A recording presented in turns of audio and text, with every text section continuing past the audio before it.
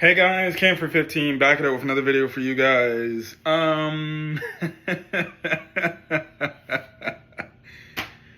Look, man, look.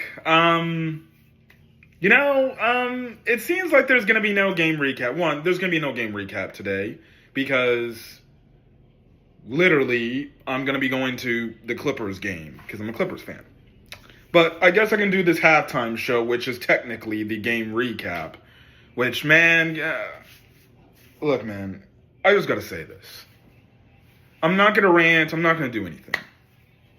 But it's halftime with Bears and 49ers right now. And this is atrocious. This is bad. I can't say what the problem is right now, but the offense is god awful. The defense is god awful. And everything in this game is just god awful. I thought coming into this game, with everything the 49ers had, with all the injuries and things like that, I thought that it would be something the Bears would be able to overcome and maybe inspire themselves to go out there, fight for their potential head coach in Thomas Brown with the fact of the Eberflus firing. And the Bears have come out very flat, very bad. And this makes this whole situation even worse. The fact that you had players basically come out against the coaches and basically talk bad about the coaching and give hints as to the coaching being an issue. And so far, the players are just looking so bad. They're not playing out there. They look like they're just going through the motions. They just don't give a crap anymore. And I realistically don't know what's going to happen going into the offseason. But this is a bad look. At the end of the day, this is a bad look because the Bears are getting destroyed. They are getting destroyed. Offensively, defensively, and it's just starting up front. The Bears can't get no push against the offensive line of the 49ers. Mind you, they're out Trent Williams. They're on their third string left guard. You get what I mean. There's some guys out there. There's no Christian McCaffrey. There's no Jordan Mason. They're letting Garendo, who is like running back 4 for the frickin' 49ers, basically kill them. Like, that makes no sense. And then offensively, you're just getting blown up at the line. Leonard Floyd blew up, Braxton Jones. Coleman Shelton got blown up right in the middle. Just got a simple swim move. Caleb Williams keeps getting sacked. It's bad. They're not running the ball. I don't know why they continue to pass the ball when your quarterback's getting sacked, but we're not going to even go to the run game and everything. It's just bad all around. And for this being Thomas Brown's first game as a head coach, this is not ideal. And this is not a good look for his chances to potentially be the head coach for this team in the future.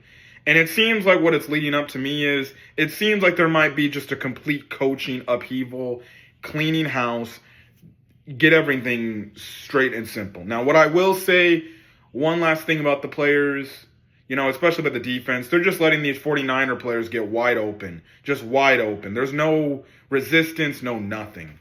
One of the second Jawan Jennings play, you have Tremaine Edmonds basically just dropping, stuck in his drop. He doesn't drop any farther, nor doesn't he have the awareness to know that a slant's being run. The safety's not coming down, and he just Jawan Jennings walks in for an easy touchdown. And, at first I wasn't too keen on having this discussion, but I think it's time we have this discussion about Tremaine Edmonds. Let's just be honest. In the 2 years he's been here, he hasn't lived up to par. And it's starting to look like we may regret re-signing and trading away Roquan Smith for Tremaine Edmonds, who, for all intents and purposes, he hasn't been good.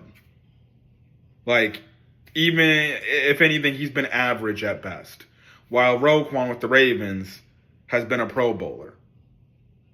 I can't believe I'm saying that discussion because at the time, I was like, you don't pay that money to an off-ball linebacker. We all were saying you don't pay money to an off-ball linebacker. Well, we're paying Tremaine Edmonds a lot of money, and he's not producing. I don't know if maybe he's not much of a middle linebacker, and maybe he needs to be more outside to see what he needs to do with. But he's looking like a guy that maybe you might need to look to trade and just be like, hey, worth it in terms of the contract, it's not worth it, and you're not even producing good enough, right? So that looks like it's going to be another bad signing on Ryan Poles. I'm going to get to that in a second before I end off this video. Look, at the end of the day, it's going to be simple. The Bears are going to get blown out. I don't know if they're going to get dropped by how many points, whatever, but the way the 49ers are moving the ball up and down the field, it looks like we could get dropped for 50 today. So, if anything, there's nobody but to blame but the players. The coaches will probably go in there and talk about, they're taking accountability for not having these players ready to play. But at the end of the day, the players are going to hold the blame. And the players need to take, each and every one of them need to take blame for this atrocious performance today. Because they were doing all this talking, all this and that, trying to get Eberflus up out of town. They get that. And what do they come out and do? Pathetic effort. It's a joke. Each and every one of those players in that locker room needs to take ownership for the fact that they lost this game. Because if they don't, then that's a whole nother crop of problems that we got. But let's address the elephant in the room and let's get the whole issue out. And that's Ryan Poles. I'm watching this game, man, and like I mentioned, the trenches are getting destroyed. Your receivers ain't winning their one-on-one battles. Some of your signings are obviously fails. Some of your draft picks are fails.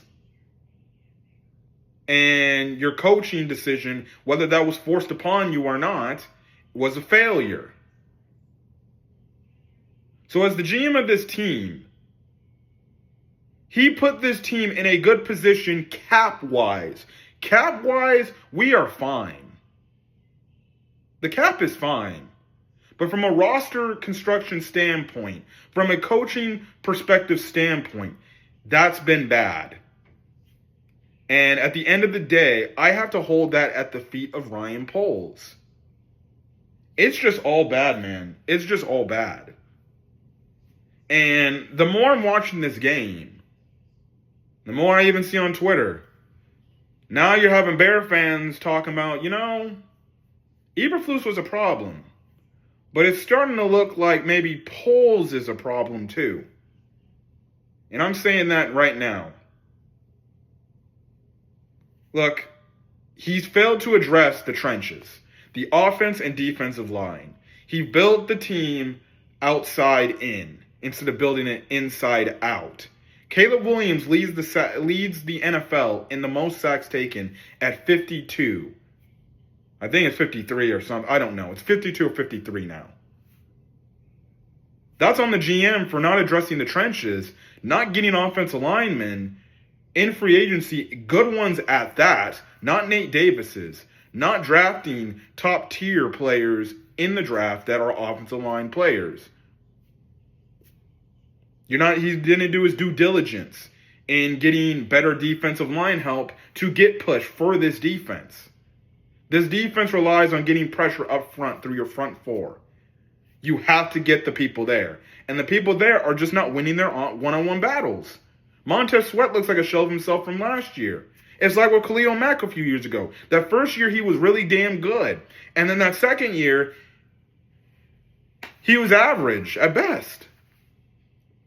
And obviously, the defense is not playing good because you take away, again, a pretty solid defensive coordinator, play caller, Matt Eberflus. But you get my point regardless, right? And I know even though the second half starting right now, because I'm looking at my screen right now, the game's over. The game is over. Fewest total yards since at least 1991. And that's 4 total yards in the first half that the Bears had. They just showed that on the screen. It's a joke. And this falls at the feet of Ryan Poles. He didn't address the trenches. He didn't address the offense and defensive line. Again, I look at the inactive list. Tyler Scott is inactive.